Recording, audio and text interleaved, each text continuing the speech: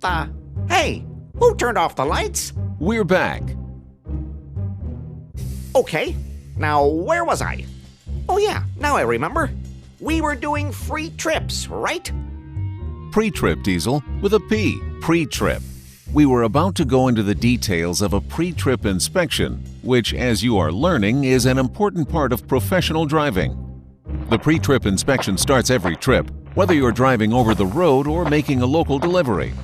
Hold it! Wait just a minute. Did you say delivery? Not that kind of delivery, Diesel. This is the important part, so pay attention. A thorough pre-trip inspection involves attention to detail that could save you time, money, and more importantly, your life. Plus, the Federal Motor Carrier Safety Administration's Regulations Part 392.7 requires a pre-trip inspection at the start of every driving day, as well as a post-trip inspection at the end of the driving day. Both are vehicle inspections using the same documentation, the Vehicle Condition Report. And you can find a checklist of items to be inspected either in your logbook or from your safety department. The post-trip VCR must list all vehicle defects. Any safety defects must be repaired, and the technician making the repairs must sign off that the safety malfunctions have been repaired. This must occur before the unit can be placed in service. The VCR report must also be maintained by the company for 90 days. Hey, let's keep the federal connection on the down low. I'm working undercover here. So, where do I begin? The pre-trip inspection can involve any number of steps. We'll use a 7-point checklist because it's used most often. Right. 7 points. The 7-step pre-trip inspection includes Step 1, the overall picture. Step 2, under the hood. Step 3, inside the cab. Step 4, the headlights. Step 5, walk around. Step 6, the signal lights. And Step 7, check the brakes. We'll cover the first 3 steps in this module. I'm exhausted just hearing about it. But a thorough pre-trip is important, and anything you find broken or not working should be repaired before you leave the yard.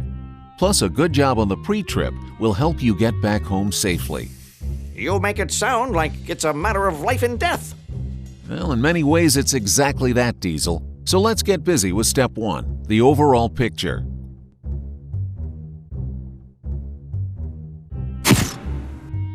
Okay, maybe you're a bit confused. The first step of a pre-trip is to step back and take a good look at the entire tractor-trailer rig.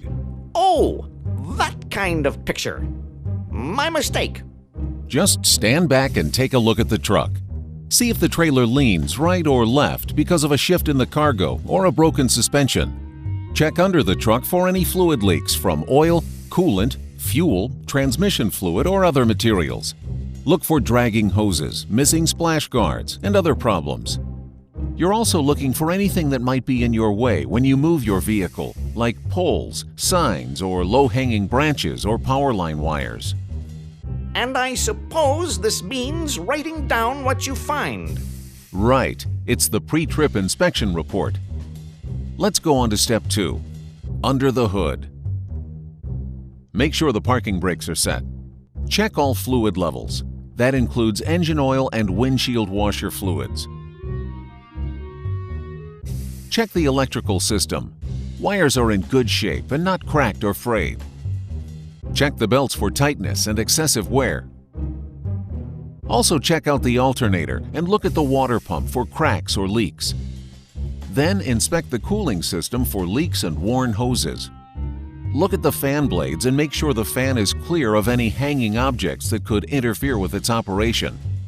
Roger. Who's Roger? Huh? Never mind. While you're under there, we check out the steering system for excessive play, making sure all parts of the system, including linkages and gearbox, are intact and in good shape, and power steering lines are free of leaks and damage. Make sure shock absorbers are free of leaks. Can I ever catch a break?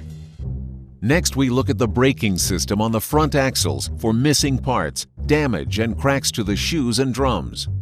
Now, what do you think the final check for Step 2 will be? I don't know, but the suspense is killing me. Right on, Diesel. You're really getting into this inspection business. It's the suspension system on the front axle, and we'll check the various components, the U-bolts, spring brackets, and torque arms. Make sure there are no cracks, dents, bends, or missing bolts. Looks like we're sailing right along. Yes, we are. Now we come to Step 3, inside the cab. Remember the 3-point stance when entering the cab. Not that kind of stance, Diesel. Keep 2 hands and 1 or both feet in contact with the vehicle all the time.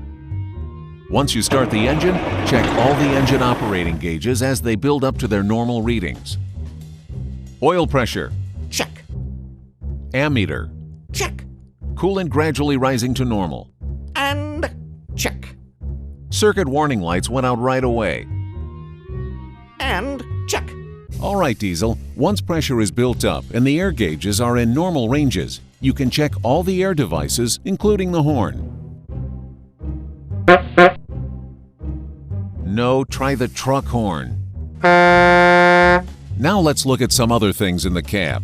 Check these items for looseness, sticking, or improper settings.